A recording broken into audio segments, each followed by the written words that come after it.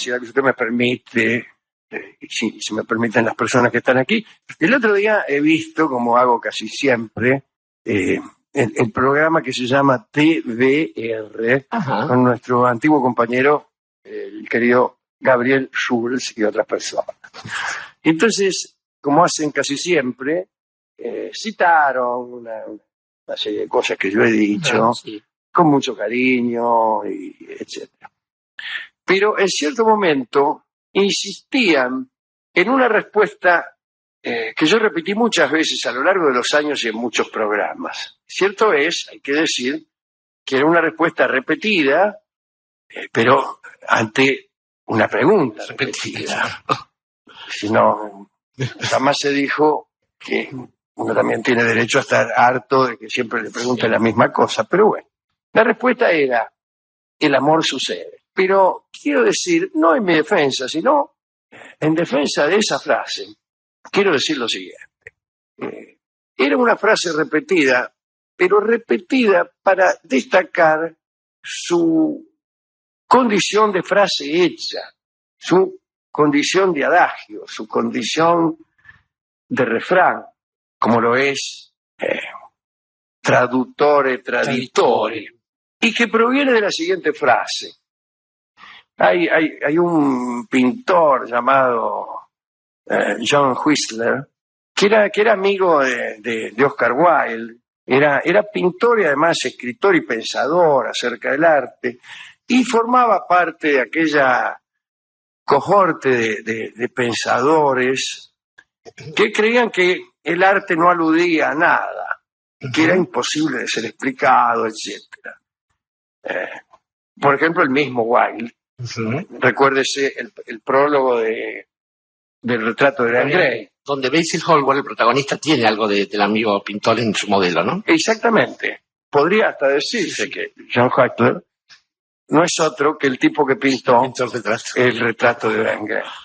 Puede recordarse también a nuestro amigo Hanslick, aquel crítico musical, a quien tanto citamos aquí, y que decía que la música no alude a nada, y que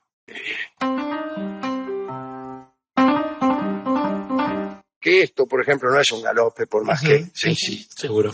Y entonces, este pintor, que escribió además un libro que se llama A 10 O'Clock Lectures, o 10 O'Clock Lectures, dijo una frase, acuñó una frase que desde entonces empezó a repetirse cada vez que alguien se veía ante la necesidad de definir el arte.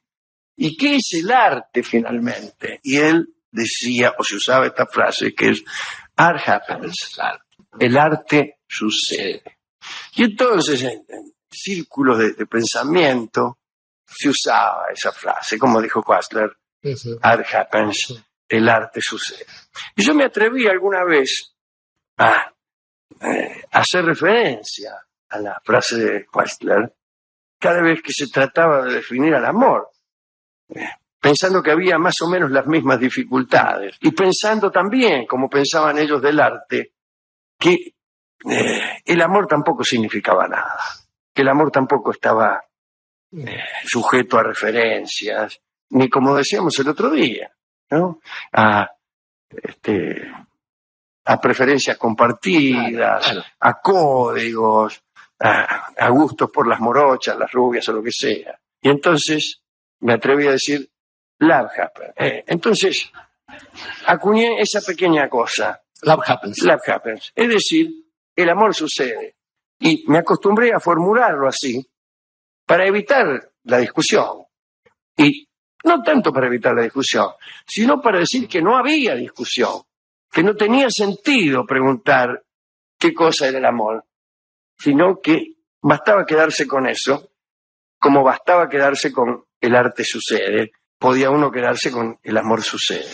Y entonces lo repetía de esa manera y no de otra, a propósito muchas veces, porque era necesario enfatizar su condición de sello, repitiéndolo muchas veces. Era una respuesta que pedía ser repetida muchas veces y del mismo modo así.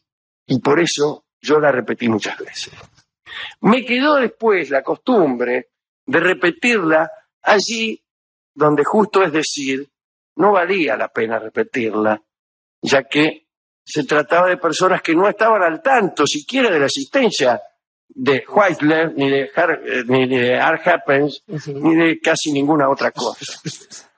Al ver entonces aquel reproche, sentí, como estoy sintiendo muy seguido últimamente, un poquito de tristeza. La siguiente tristeza, le voy a decir, y va a parecer poco presuntuosa, pero en cierto modo es así. Mire, cuando era chico yo era bastante sonso. Podríamos decir, usando una metáfora, que casi todos arrojaban la jabalina mucho más lejos que yo. Y entonces se burlaban de mí. Entonces perdí muchos años de mi vida, pero muchos, tratando de arrojar la jabalina muy, muy, muy lejos. Y hasta que conseguí arrojarla bastante lejos, durante todos esos años de ejercicio, nunca arrojé la jabalina públicamente.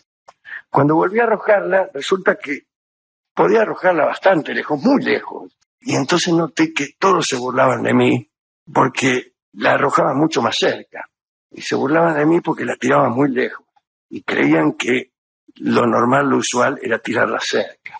Así que a veces uno siente una tristeza, una soledad, una compañía. Yo digo, no soy más vivo que nadie, pero algunas cosas me las aprendí bien y me arrepiento de haberlas aprendido bien, porque eso no me ha traído sino problemas, sino soledades, sino malos entendidos. Igualmente, casualmente en ese foro siempre me han tratado muy bien y son gente muy buena y los saludo y nada más.